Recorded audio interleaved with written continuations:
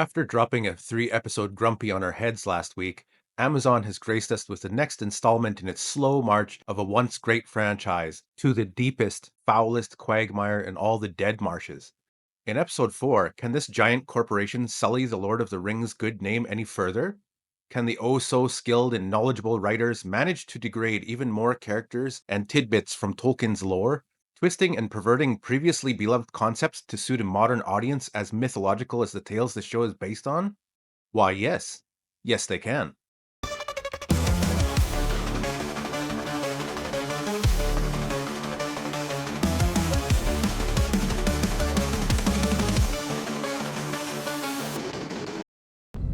Commander, I must protest.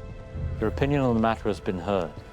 There was one good thing in this episode, and that was the special effects. I have to admit that the Barrow-wights and this creature do look pretty awesome. It's arguable whether or not the Ents look better than in the Peter Jackson trilogy. I think the faces look kinda goofy here, but the CGI looks convincing. At least we know some of that billion-dollar budget has gone somewhere, and that makes it all the more disheartening to see that there are some really cool visuals that could have been used effectively, but instead were squandered on meaningless filler scenes that felt like nothing more than road bumps along the way. Style does not equal substance, as they say. In a true return to form, Galadriel is back to her prideful, obnoxious self from the first season, grumbling about taking orders from Elrond and acting like a sullen child. Trust me. Are you certain that's wise, Commander? Any hint at her character gaining humility from the first 3 episodes is gone. Whoever thought it would be a good idea to portray a 5,000-year-old elf renowned for her wisdom like an angsty teen should seriously re-examine their career choice. But who am I kidding? These writers are probably patting themselves on the back for fixing the character. After Galadriel is coerced into accepting her place in the expedition to Eregion, the elves set out with a small party to help Celebrimbor and stop the greatest threat to all living things on the face of Middle-earth. Surely time is of the essence. And so they decide to walk there.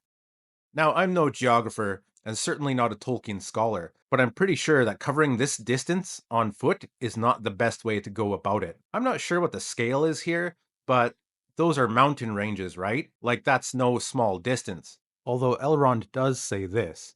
Eregion is just under 150 leagues.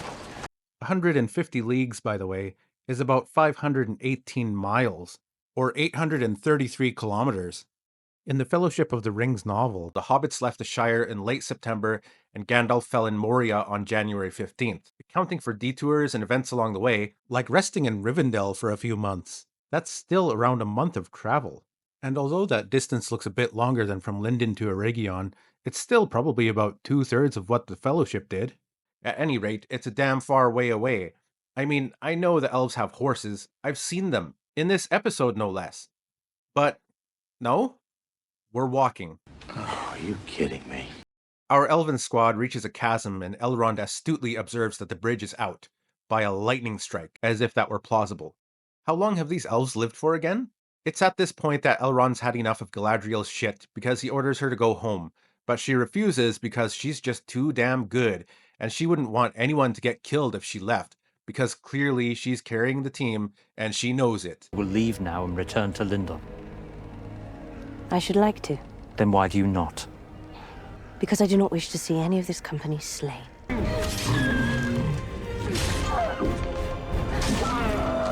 If you think that's something, you haven't seen nothing yet. I have to agree with Elrond here. He doesn't want to be influenced in any way whatsoever by the ring Galadriel's wearing, because he suspects, rightly so, that Sauron probably tampered with it, and Galadriel is fully aware of that as well, later insisting that Elrond do everything in his power to defeat Sauron, even at the expense of her own life. What? You're giving that guy priorities? I don't think he's the one with the issue, and if you were so hell-bent on stopping Sauron, you probably could have brought some horses with you, don't you think? It's like 7 minutes into this show, and it's already driving me mad. Maybe the next scene will cheer me up. Oh, never mind. Not Gandalf stumbles into Tom Bombadil, who Amazon wants to make real sure you're aware of, and holds on that shot just a bit too long to let the applause die down. Tom tosses out a bunch of platitudes, gets political for a bit about immigration for some reason. Newcomers, Still newcomers. and proceeds to school our hapless wizard about magic, himself, Istars, and that not Gandalf's destiny lies in confronting the Dark Wizard and Sauron. You know, just like an NPC in an RPG. Tom also implies that the Dark Wizard in Rune was once his apprentice who went rogue, like Darth Vader or something. The Dark Wizard is basically a Saruman stand-in, and like everything else in this show, just another imitation of a better concept. At this point, you're probably wondering where the Harfoots are. No? Well, I'm gonna tell you anyway. After surviving not Gandalf's wind vortex spell gone wrong in episode 2, while they were trying to fight off the Dark Wizard's riders, not Sam and not Frodo wake up and run into this jackass. I'm nobody. That's right, desert Harfoots are here and here in a big way. At least this guy looks appropriate for a desert environment with elevated sun exposure. Maybe we'll get a community that makes sense in a geographical way for once.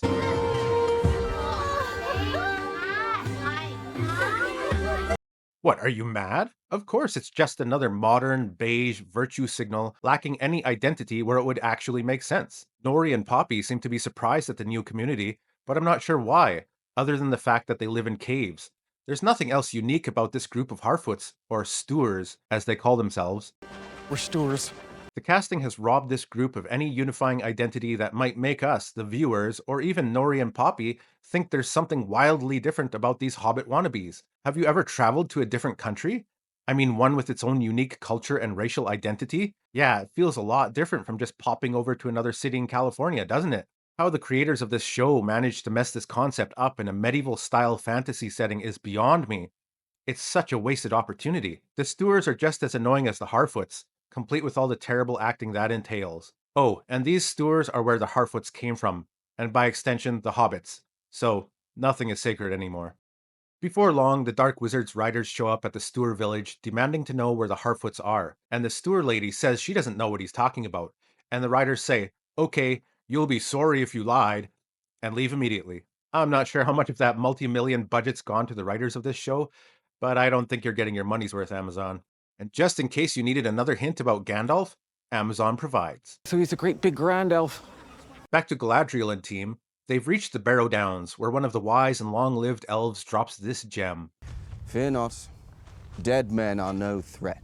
I'm sure nothing bad is about to happen. Elrond quickly figures out that the Barrow-wights can be killed with their own weapons, and the threat is put down in moments. I don't know if that's how it works in the books, but According to law, only the blades with which they were buried will return such creatures to rest. oh, okay, I guess it's lore accurate.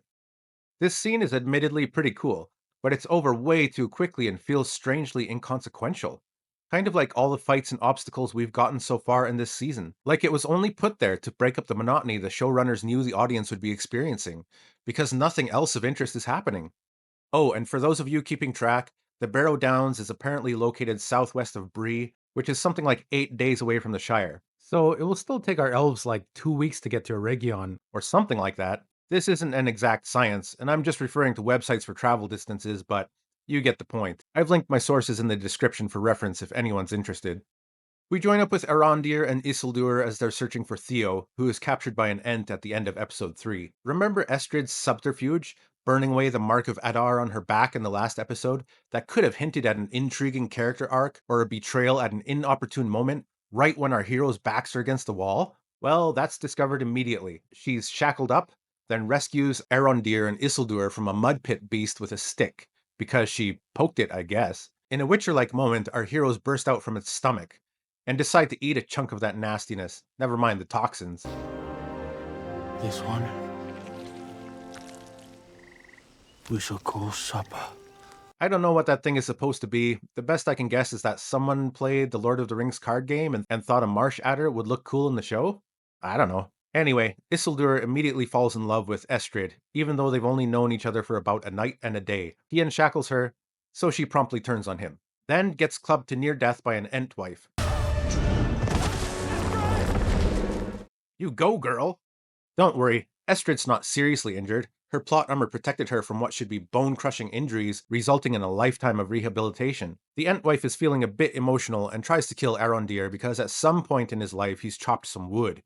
We find out the Ent and Ent wife are tearing around the forest, beating people up and imprisoning them because a whole lot of nasty orcs and some wild men have cut a bunch of trees down. After Arondir talks the Ents down from their murderous rage, they let all of their prisoners go.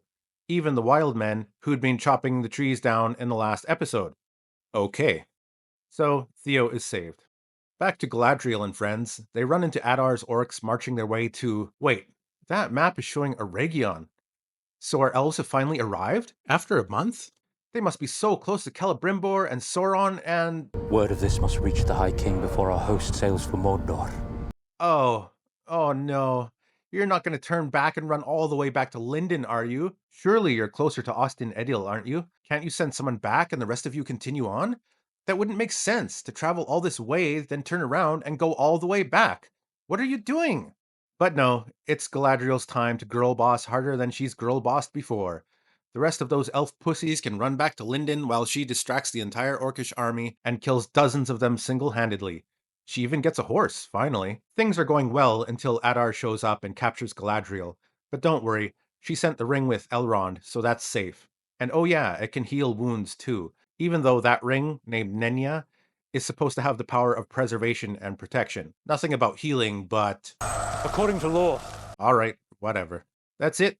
Episode 4, where every difficulty feels shallow and contrived, where obstacles are overcome instantly, and characters behave like cardboard cutouts of better characters and better and older entries. Just when we thought we'd left the nasty Harfoots behind, here come the Stoors. Just when Galadriel seemed to be humbled and maybe even learned a lesson, she's back to kicking ass, being generally condescending, and doing whatever she damn well feels like. Just how Tolkien envisioned her, and the ridiculous conception of distance and time in this show is just a cherry on top of a dung heap of bad ideas. Nobody learns from Game of Thrones' disastrous later seasons where characters were teleporting around the world at will, and why that devalued a major facet of the show's premise, cheapening the entire thing. Well here, they didn't wait for the later seasons. They just dove right in. Episode 5 is fast approaching, and I can't wait to see what we get next. Go back to the shadow!